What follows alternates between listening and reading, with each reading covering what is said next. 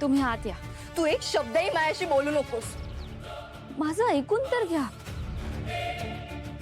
अनन्या तिचं ऐकून तर घे. आई काय ऐकू मी तिचं? कोणी नाहीये ती आपली.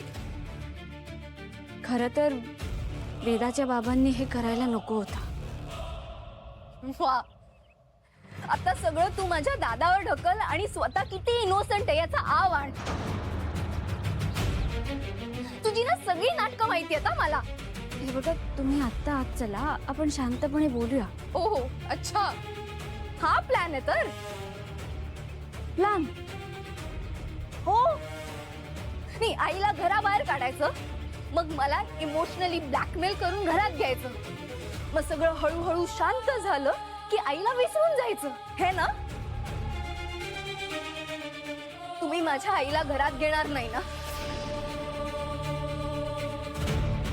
ठीक आहे, आता मीही या घरात परत येणार नाही.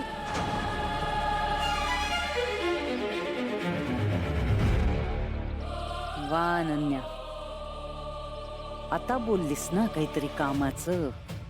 मी दोघींनाही घरात या असं म्हणते. तू हे आता म्हणतेस, पण नंतर दादाने जर नाही, वेदाच्या बाबांशी मी बोलेन. ते काहीही म्हणणार नाहीत. तुम्ही आत या.